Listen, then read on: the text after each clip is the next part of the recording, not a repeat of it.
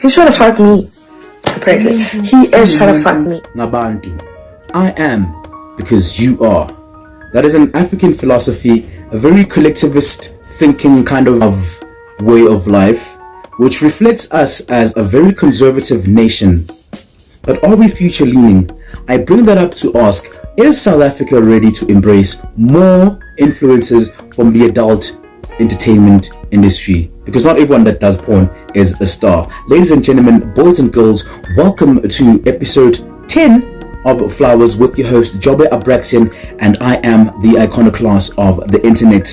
Listen, there's a huge conversation. There's a very nuanced conversation that I wish to have with you guys. So if you stick around, I promise we will be unraveling in this question: is South Africa ready to embrace more influences from the porn industry?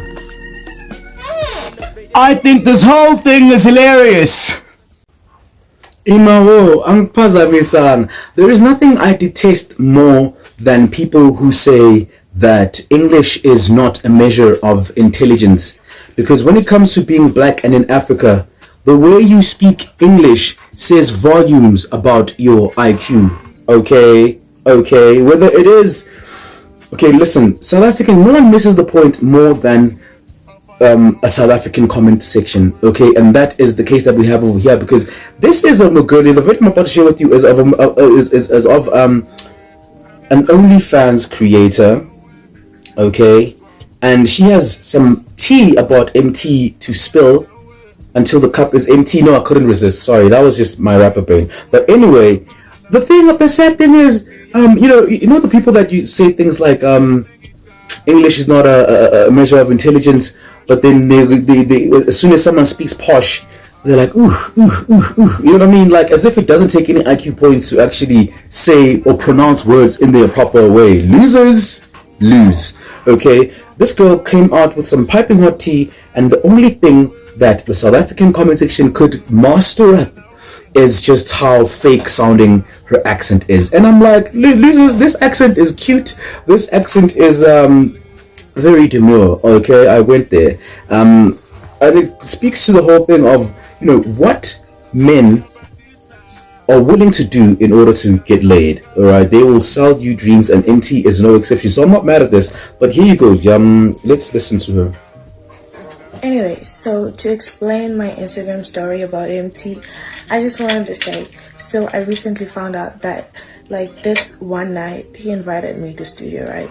So turns out, like, he told me, like, when he texted me, he was like, we should work on music type shit, right? But like, when I got there, it turns out, like, the nigga told, like, niggas in studio that I'm his bitch and that he was fucking me, and then that we're gonna fuck after the whole thing, like, the whole session is done.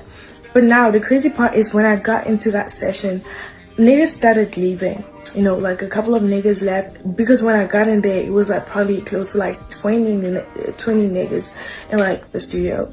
But then, like, niggas left, So like, I didn't really think much of it, because it was like, oh, I'm hosting like a studio camp, blah blah, all that stuff. And then I came like very late because I had other things to do like during the day. So like, by the time I got there, it was like very, very late. Listen, anyway, I've got my notes over here. Okay, and this thing is so hilarious.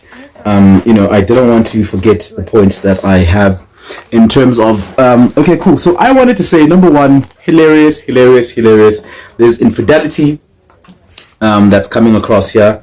There is clout chasing losers. There is also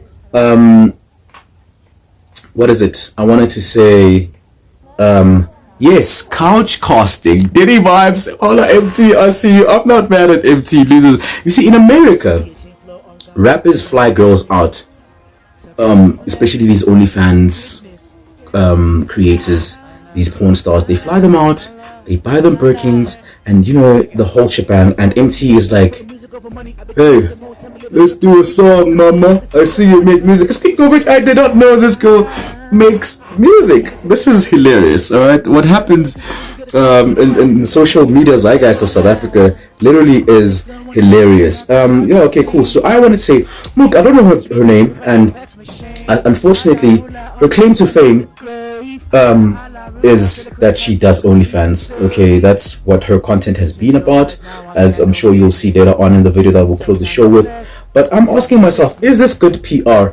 Because at the end of the day, now she's telling us that she makes music. Okay, cool, like she's alluding to the whole music making thing. But if you want to make music, why are you throwing relationships of fellow artists under the bus? I mean, I'm sure this is not something absurd, but if you want to go ahead and get on the internet and say that EMTEE wants to hug me, that why, like, that's pretty normal, loser.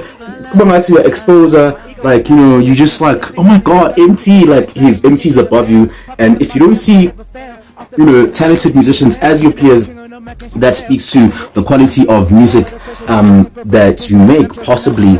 Also, I wanted to say, unfortunately, people want to talk about her fake accent because, I don't know, the thing about me is that I like ambition, okay? And if you find yourself being a South African girlie who was average in the academics and possibly did not find some, palatable employment opportunities, and you go ahead and you go onto the internet and you sign up for OnlyFans and you get some subscribers and you get some money at the end of the month, I mean, I cannot be mad at that because money comes before everything in this world. Even Abantu Bazotini syndrome. At the end of the day, we do glorify influencers who are unashamed of their sex work, i.e., like, sometimes you gotta pee on a nigga and call it squirt. Yeah. You guys know the difference. You can tell.